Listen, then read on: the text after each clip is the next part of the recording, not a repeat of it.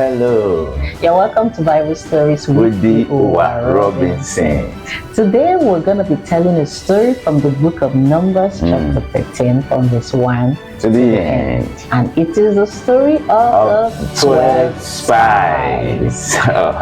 We'll call them 12 leaders. Okay, we're going to learn that All right. whether they were spies or leaders in the story. All right, let's go watch the story and we'll be back. Sit back and watch. At that time, God asked Moses to send out spies to search out the land of Canaan. He asked him to pick a leader each from the 12 tribes of Israel. And that was all made up 12 spies.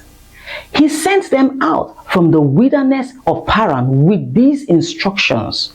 Search out the land, see how good the land is. See if it is a prosperous land. See if the people are few or many. See if they are great or small. See if they live in tents or in strongholds. Be courageous. Bring a fruit from the land that you are going to search out. Let's see how fertile the land is. Also check if there are woods there. And these 12 spies went up from the wilderness of Sin unto Rehob and came into the land of Canaan. They went throughout the land and they came into the city of the giants. They also went down and came to the place where they cut down a cluster of grapes. They took pomegranate and fig alongside. It took them 40 days to get all of these accomplished. It was an adventure, right? Now, when they returned, the entire congregation of Israel was already set waiting for them to bring back reports. And they started their report thus. Indeed, the land that you have sent us to go search out is truly flowing with milk and honey. This is an evidence with the fruits that they brought back. However, the land is so great. The people that are there are so strong. The land is walled. We saw the Amalekites. We saw the Hittites. We saw the Jebusites. We saw the Canaanites. They are all in the land. While they were giving this report, there was panic in the camp of Israel. Caleb saw this. He stepped out and said to the people, "Don't be afraid. Let us go up at once and possess this land. We can do it." And these men came forth. This time around, they came with an evil report. They said to the people, "We are not able to take this land. The people there are so big, they are giants. The land eats up the people that live in it. In our own eyes, we're that small. And we were also like grasshoppers in their own eyes." And with that, the people were so afraid and they couldn't go up to fight, to take the land of Canaan at that point in time.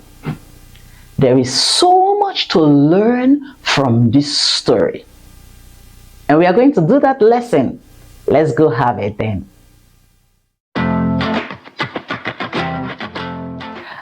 Okay. You're welcome back. Welcome back.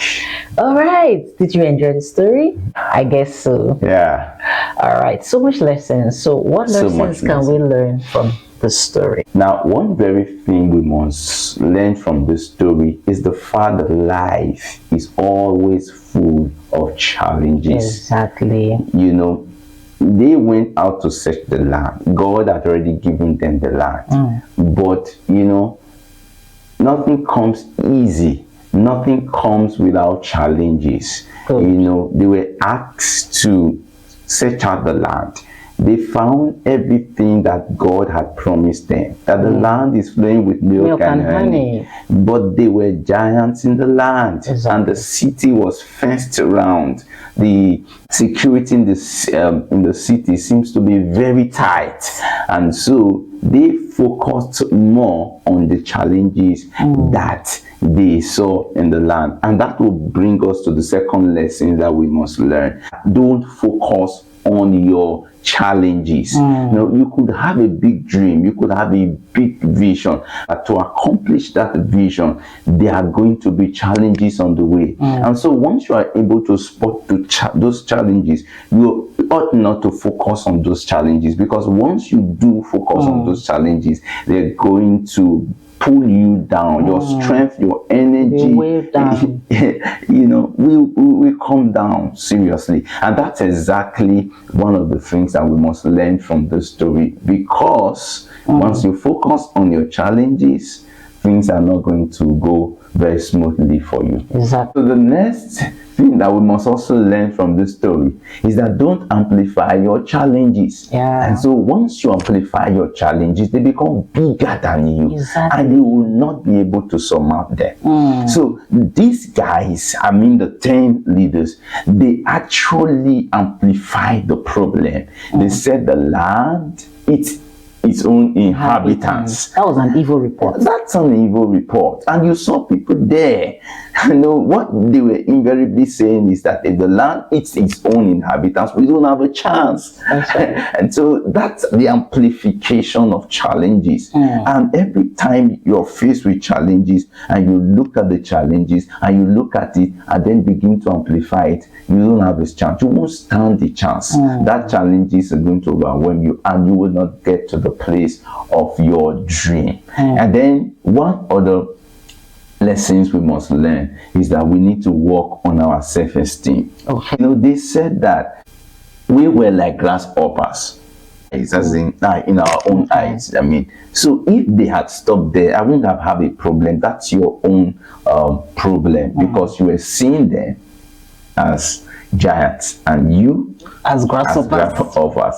But then they went further to say that those people saw them as grasshoppers. So I was asking the question, were you in their eyes? That is the amplification of challenges. So you seeing yourself as a grasshopper was not enough for you. You said went into their eyes and said that they were seeing you as grasshoppers. Oh man, you won't stand the chance. You're never going to get to the promised land. Do you understand? And then finally, we need to also believe in the God factor. And one of the ways to do that is to look at our history, how God has saved you in the past. You know, they saw the miracles. They went through the Red Sea on the dry land. These same people couldn't remember the God factor. What God did what God did in the land of Egypt, and everything that God has done for them. They didn't believe in the God factor.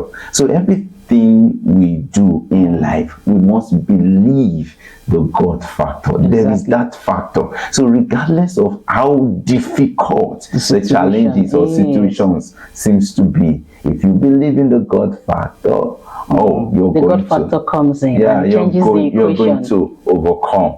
So I want to challenge everybody today and believe in the God factor. It is God that makes the difference, regardless of how the challenges is or are. Even if the cities were war-round, and even if they are giants or you have giant problem, but there is a God factor who will fall down every wall of Jericho. All right, so much to learn from this story. So I encourage you, put these lessons into your life. And we want to hear from you.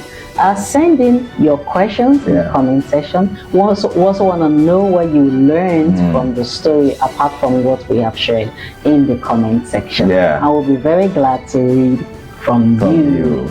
Okay, so all right, so until we see you again with another Bible story, know Jesus, know yourself, and your story will change. Bye-bye.